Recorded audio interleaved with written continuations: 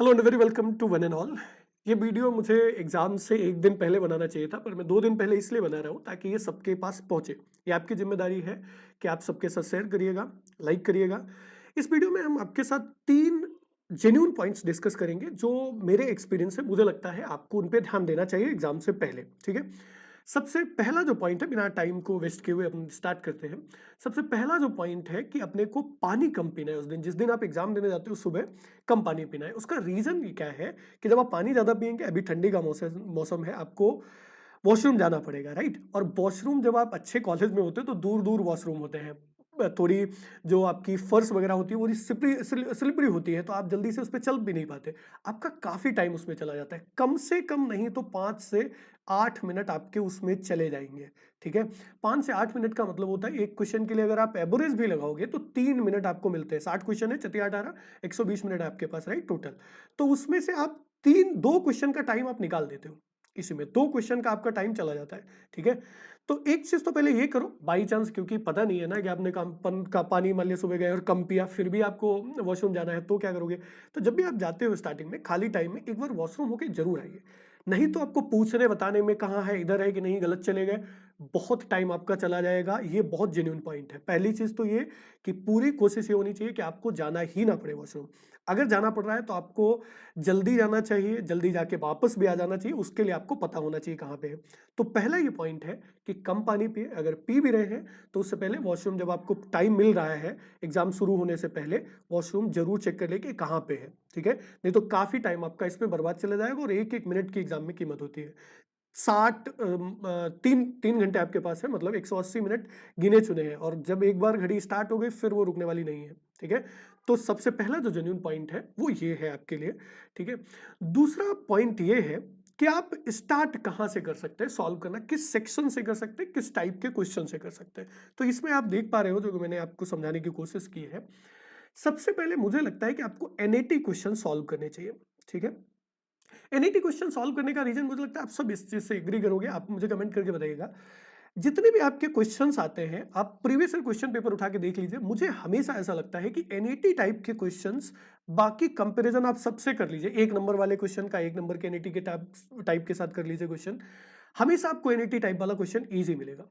ठीक है। आप देखिएगा, मुझे जहां तक लगता है तो एनईटी टाइप के क्वेश्चंस आसान होते हैं। स्टार्टिंग में जब आप आसान क्वेश्चंस करते हो, थोड़ा फ्लो बन जाता है, आप उस मूड में आ जाते हो सॉल्व करने के। 4 क्वेश्चन बन गए तो आपको लगता है अब तो कुछ भी हो जाएगा।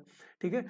तो एनईटी टाइप के पहले क्वेश्चंस आप ट्राई करिए, फिर उसके बाद में आप एमसीक्यू क्वेश्चंस ट्राई करिए, एंड देन उसके बाद में आप क्या कर सकते हो, एमएसक्यू क्वेश्चंस। आपको सबसे लास्ट में क्या करना है, एमएसक्यू क्वेश्चंस। ये सबसे डिफिकल्ट है, और हर क्वेश्चन डिफिकल्ट है क्योंकि ये सब 2 नंबर के क्वेश्चन है। और अगर मैं प्रिसाइजली आपको बताऊं तो सबसे पहले आप ये कर सकते हो, एनएटी टाइप जो 1 मार्क वाले क्वेश्चन है वो एनएटी टाइप के कर लीजिए। एनएटी टाइप के 1 मार्क के कहां से स्टार्ट होंगे, 41 से 50 तक। तो क्वेश्चन नंबर 41 से 50 तक, आप 41 से 50 तक ये वाले सबसे पहले कर सकते हो। और अगर आपको फॉलो करना है ये रूल, तो मैं बहुत अच्छी चीज बता रहा हूं आपको।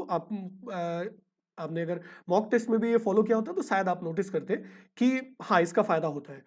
एनईटी टाइप के जो 1 नंबर के क्वेश्चंस हैं वो पहले कर लीजिए, फिर आप एमसीक्यू के जो 1 नंबर के क्वेश्चन है 1 से लेके 10 तक, उनको आप कर सकते हो। ठीक है। फिर आप एनईटी के 2 नंबर, एनईटी टाइप के 2 नंबर वाले क्वेश्चंस करिए, 2 मार्क्स वाले। और फिर उसके बाद में एमसीक्यू आपके जो 2 नंबर के हैं उनको करिए, 2 मार्क्स वाले। एंड फिर उसके बाद आप आ सकते हो एमएसक्यू के ऊपर। ठीक है। ये भी कर सकते हो, बहुत उसमें टाइम नहीं लगता सेक्शन, ऐसा नहीं कि पेपर आपको पलट के जाना है। कंप्यूटर बेस्ड टेस्ट है आपका सीबीटी, राइट। तो उसमें आपको जस्ट क्लिक करना है, सेक्शन ए पे क्लिक किया, सेक्शन ए ओपन हो गया, सेक्शन बी पे क्लिक किया, सेक्शन बी। और जैसे ही आपने मान लिया सेक्शन ए पे क्लिक किया तो पूरा सेक्शन ए आपके सामने ओपन है, 1 2 3 4, एक से लेके सेक्शन ए में जितने क्वेश्चन, जिस क्वेश्चन पे क्लिक करोगे उस पर पहुंच जाओगे। समझे बात की नहीं। तो ये तरीका आप फॉलो कर सकते हो। जब एक बार आप फ्लो में आ जाओगे तो आप बाकी के क्वेश्चन को थोड़े डिफिकल्ट भी उनको भी बना लोगे। फ्लो में आने के लिए इजी क्वेश्चन स्टार्टिंग में करना जरूरी है। तो पहले एनईटी टाइप के प्रॉब्लम करिए, फिर एमसीक्यू करिए, फिर एमएसक्यू करिए, और प्रिसाइजली फॉलो करना है तो ये वाला रूल आप फॉलो करिए। ठीक है। ये भी ध्यान रखिए और इसका जरूर फायदा होगा, करिएगा। ठीक है। फिर बताइएगा कि मुझे कि क्या इसका फायदा हुआ कि नहीं, है ना। उसके बाद में एक चीज़ और भी है कि जब आपको थोड़ा-सा डिफिकल्ट क्वेश्चंस दिखने स्टार्ट होते हैं एग्ज़ाम में, तो आप परेशान हो जाते हो। ये बहुत जेन्युइन पॉइंट है, आपको लग सकता है कि ये तो सब बताते हैं, पर ये बहुत जेन्युइन पॉइंट है कि जब आपको लगता है कोई क्वेश्चन डिफिकल्ट है, तो आपको ये सोचना है ये सबके लिए डिफिकल्ट है, ठीक है? कोशिश करिए सॉल्व करने की, बहुत ज़्यादा लेंथी है, स्किप कर दीजिए, 60 क्वेश्चन है, 60 के 60 आप नहीं बना पाएँगे, कितना भी अच्छा पढ़ के गए, ठीक है? तो आपको ये ग्राफ ध्यान देना है कि ये हो सकता है पहले आपके ऊपर गया, नीचे गया, बट बाद में बाई कोस टू एक्स ही हो जाना है सबके कंपैरिजन में, और आपके साथ अगर ग्राफ को कंपेयर करके ड्रॉ करोगे, मतलब सबके लिए सेम रहने वाला है, लेंदी और वैसा लगभग सबके लिए। भाई जिसने जैसे मेहनत की उसके हिसाब से उसका पेपर रहेगा, पर फिर भी जो डिफिकल्ट पेपर है तो लगभग सबके लिए डिफिकल्ट होता है ना, कुछ एक्सेप्शन तो हमेशा ही होते हैं, पर अदरवाइज आपको क्या करना है, जब भी आपको लगता है कि डिफिकल्ट है तो आपको ये दिमाग में रखना है हाँ सबके लिए थोड़ा डिफिकल्ट होगा। अगर एक क्वेश्चन डिफिकल्ट है तो कुछ आसान भी क्वेश्चन होंगे, तो बहुत ज्यादा प्रेशराइज नहीं होना है। इस चक्कर में आप क्या करते हो, जो आसान क्वेश्चंस है जो सब बना रहे हैं आप वो भी नहीं बना पाते हो, ठीक है? तो बिल्कुल भी आपको अगर लगता है कि क्वेश्चन थोड़ा-सा डिफिकल्ट है, कोई बात नहीं है, डिफिकल्ट तो सबके लिए है। आराम से बैठिए, शांत रहिए, पैनिक मत करिए और प्रॉब्लम्स पे आपको पूरा ध्यान देना है ना? कॉन्फिडेंस ऐसे ही आपका लॉस्ट हो, मतलब ईज़ी प्रॉब्लम्स भी आपके मिस हो जाएँगे। वही सारी चीज़ें यहाँ पे समझाने की मैंने कोशिश की है। Stay calm, trust yourself and you are not alone, मतलब सब एक ही जैसे हैं, एक ही फ्लोर पे सब खड़े हो, है ना? तो ये 3 पॉइंट्स हैं जो मुझे लगा कि आपके साथ डिस्कस होने चाहिए, है ना? तीनों पॉइंट्स उम्मीद है आपको समझ आए हों, आपके लिए यूज़फुल भी हों। और एक चीज़ ध्यान रखिए कि इसको बहुत आप ईज़ी में हल्के में लेके एकदम छोड़ देते हैं, क्या है ये तो सब बताते हैं, कम पानी पी रहे हैं सब।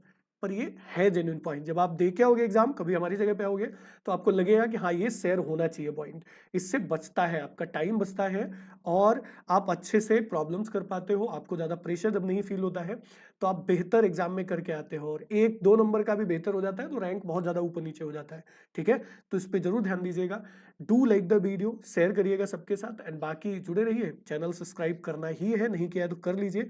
बहुत काम आने वाला हूँ मैं अभी आपको। जब सीयूटी का आप एग्ज़ाम दोगे, फ्री में सब आपको सारे टॉपिक्स मैंने कई बार बताया है। रिंग थ्योरी आपको पूरा कराऊँगा, कॉम्प्लेक्स एनालिसिस एंड आपका वेक्टर कैलकुलस, ये तीनों टॉपिक्स बिल्कुल फ्री में इसी चैनल पे हम लोग करने वाले हैं, जुड़े रहिए। इस पे आप मैसेज करके इस टेलीग्राम चैनल को ज्वाइन कर सकते हैं। सारे पीडीएफ वगैरह सब कुछ आपको यहीं पे मिलेगा, जो बाद में पढ़ाऊंगा, अभी पढ़ा रहा हूँ, कभी भी पढ़ाऊंगा, सारे पीडीएफ आपको यहाँ पे मिलेंगे। डायरेक्ट इसको ज्वाइन कर सकते हो या फिर इस पे मैसेज करिए, इस पे मैं आपको लिंक फॉरवर्ड कर दूंगा, तो ज्वाइन कर लीजिए, ठीक है? Thank you women for watching this video. कोई भी और ऐसा टॉपिक अभी एग्जाम से पहले आपको लगता है जिस पे बात होनी चाहिए, कमेंट करके जरूर बताइए। इन्वॉल्व होके देखा करिए वीडियो, बताया करिए, जो भी सजेशन फीडबैक हो शेयर करिए, तो और ज्यादा मोटिवेशन मिलता है, तो अच्छे वीडियोज आपको मिलेंगे, ठीक है? Thank you once again everyone, take care and bye bye. Best wishes for your exam too. Thank you.